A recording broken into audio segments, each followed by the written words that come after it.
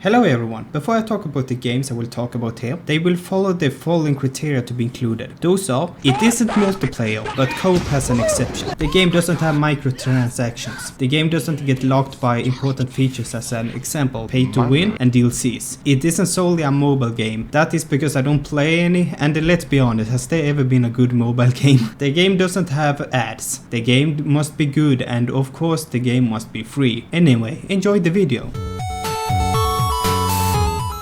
Spelunky is a classic. I don't really know much I can say other than it is a well done platform roguelike game. It is fun, also very difficult. Can also be very cool sometimes though.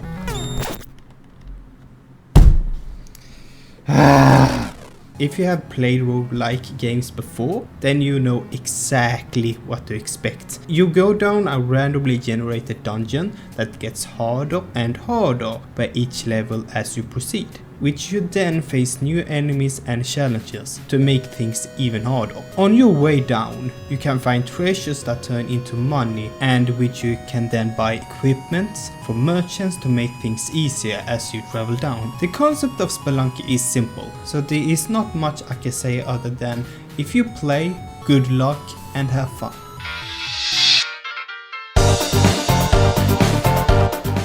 This game doesn't need any introduction. So many people know Deltarune already, so what is there for me to say? But in the case of You Live Under a Rock, Deltarune was made by the guy that made Undertale. And if you don't know that game either, you have probably never touched a video game in your life, to be honest. And no, mobile games do not count. Although Deltarune is a 2D story-driven RPG game. You may say like this, wait, the game isn't done yet. You can only play a demo of chapter 1 and 2, and the rest of the game will cost money. And my answer to that is, you're absolutely right. Well done. Okay, fine, if you think that a demo that is just part of the game you don't consider free, okay, you win. But it is worth mentioning that just chapter 1 and 2 alone is a lot of content you can explore and can be played in different ways you like. And whenever Toby Fox will release chapter 3 to 5 is unknown, since he almost never gives updates of his development. It could be exactly the day I release this video or 10 years, we will never know. But what we have right now, just chapter 1 and 2 alone, this is already a good foundation of a game. I highly recommend you play this game because it's a unique experience and gameplay. And no, you don't need to play Undertale.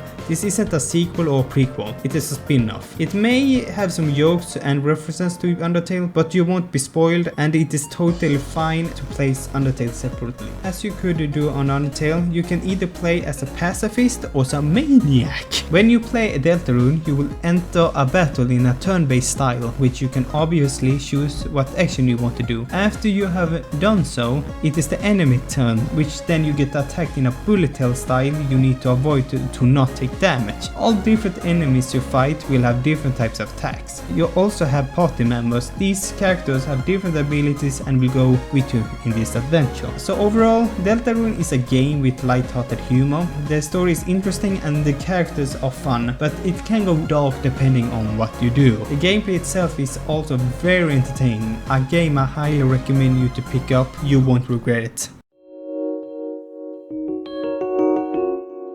Snoot Game is an interesting case because this game was supposed to be a parody of Goodbye Volcano High, which, well, it doesn't look that good. What the f? Some of you may already be thinking right now, what the hell is this furry garbage?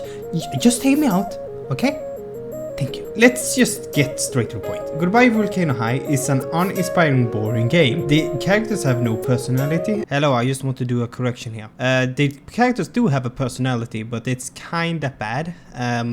One of the characters in the game are just obsessed with bugs. Yeah, that's literally the entire personality, kind of. Just obsessed with bugs. And the first thing you get greeted with in the game is a straight up lie. Your choices do not matter. You will get the same ending regardless of what you do. And the story is just nonsensical, because sometimes just the character acts in a way that doesn't make any sense. If you want to find out more why this game is bad, you can search for it on YouTube. Since this this isn't about Volcano High after all, but what surprised many is that the Snoot Game is better than the actual final product, which is just straight up hilarious. The characters are better designed, the characters have a personality, they act in a way that makes sense and with a reason. This is a visual novel overall, which I don't really consider to be a game, to be honest, but whatever. The story in this game is good. I was actually interested in these characters and they made me laugh sometimes.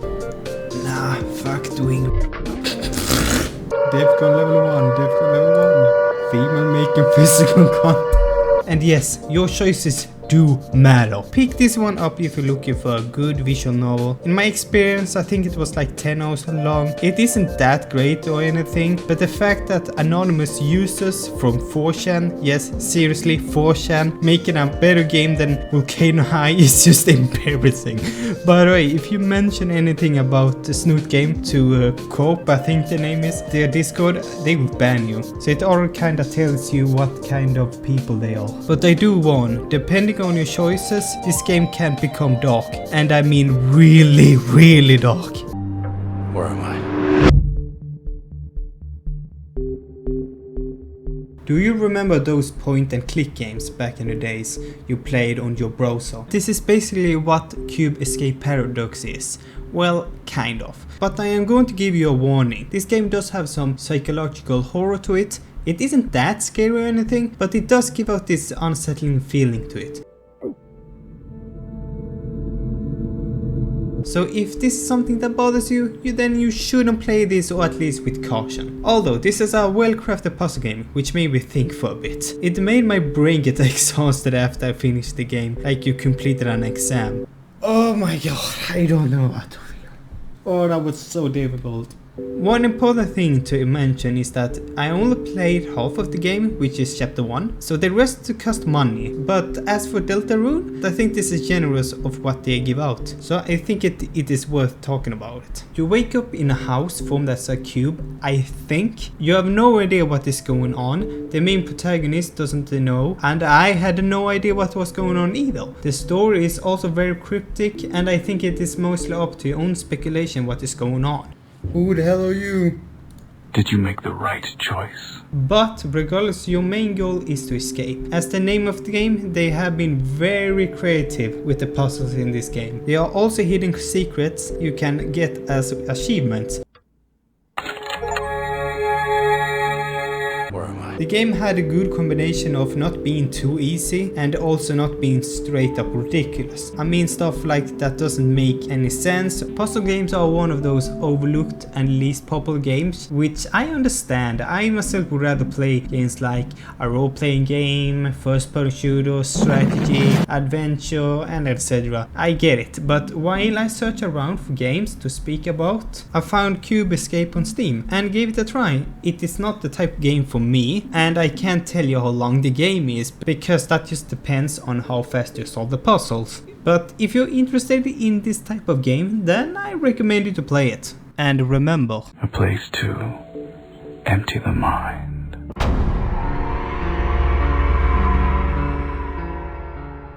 Ah yes, a game made in my home country, Sweden. If you think that Cube Escape will be too disturbing for you, yeah, then you should definitely not play Cry of Fear. The horror in this game is intense and is always at you. Like, even if you think you're being safe, it doesn't last long. And the game constantly finds new ways to haunt you.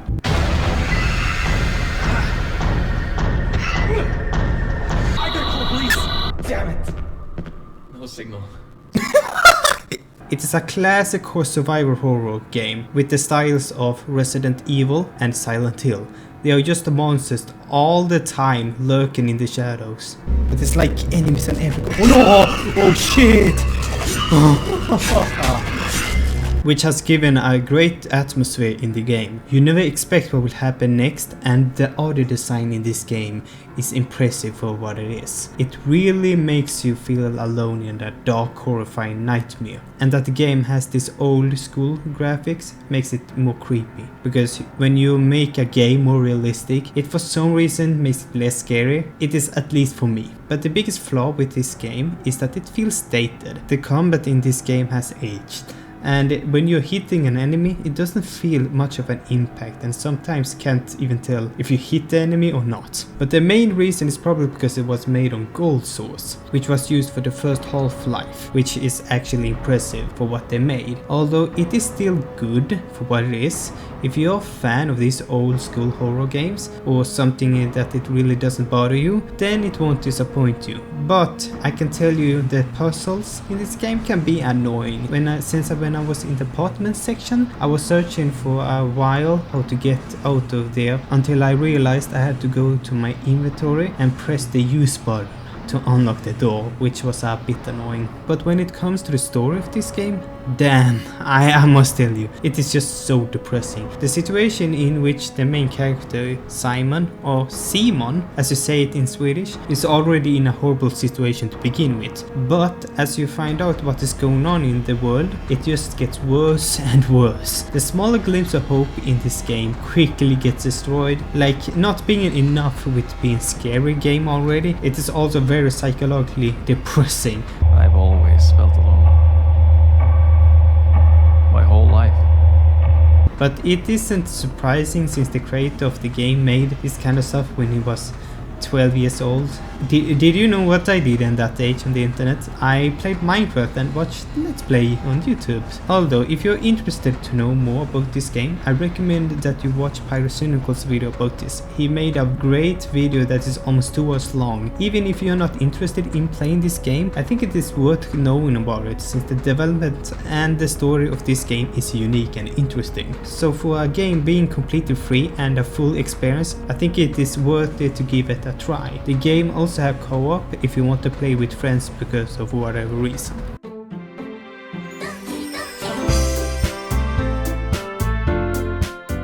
I don't even know where to begin with this one. I have mixed feeling that you should play this game and at the same time don't. It is important for you to know to not get fooled by the art style and vibe of the game feels like. The first thing you get greeted with is this warning, and I am dead serious when I say this. Take this warning very, very, very seriously. Although you may think this look like a typical romance novel, and I say it is indeed, but it does touch on some heavy topics because, you know, considering the warning it gives out. I am saying this because if you play a game like Cry of Fear or Cube Escape, you know immediately what you're getting yourself into from the get-go. But a game like Doki Literature, you may get surprised despite the warnings. Anyway, I will of course not spoil the game, so I say what needs to be said. The game has the facelift made protagonist, which you can name him whatever you want, which he actually looks like this apparently from official sources. I named him Orange because why not? He joins a literature club as the name of the game. He meets 4 girls.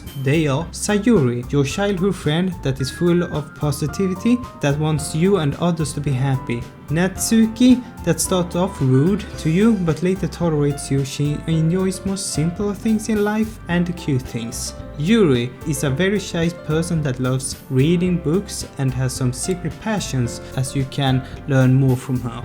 Monica is the only character in the group that isn't romanceable. She's just basically your mediator between all the girls. As you play the game, you write a poem. These poems will affect your relationship with the characters and how you write them, which is Sayuri, Natsuki and Yuri. Monica isn't included, but also affects your relationship with them when you pick certain choices during certain moments. It will lead down to some different paths depending on who you are favoring the most. More than that, it doesn't have so much to offer. As I said, I don't consider a visual novel to be a game. I don't know how much I can say say since it would spoil the game, but if you decide to play, keep in mind it will be a dark story. Other than that, it is a very unique and creative visual novel. It was made in a way that has never been done before. It is why this game is so popular after all. After I was done with the game, it made me think of the game for some days, reflect on what I just played, and it will probably do the same thing to you. It is a very well written story. And that was all of the games. I think all of these games deserve to be mentioned. And to be honest, I wanted to include more, but I will need to do a part 2 instead. Although regardless, it is very generous to make a free game like this without charging money. All of these games you saw here could have easily had a price tag and it would still be a good game, but they decided not to. Well, except that Snoot Game probably didn't have any choice anyway, because they would very likely get sued for co-op. Usually when there are free games, there's almost always going to be some kind of pay to win or DLC that make the game more enjoyable, which there isn't. You may argue that Cube Escape has DLC. Yes, but half of the game is for free, and the DLC isn't locking you out from features that make it more enjoyable. The base game isn't changed. Other than that, I thank you all for watching, and I will see you next time. Goodbye and have a good day.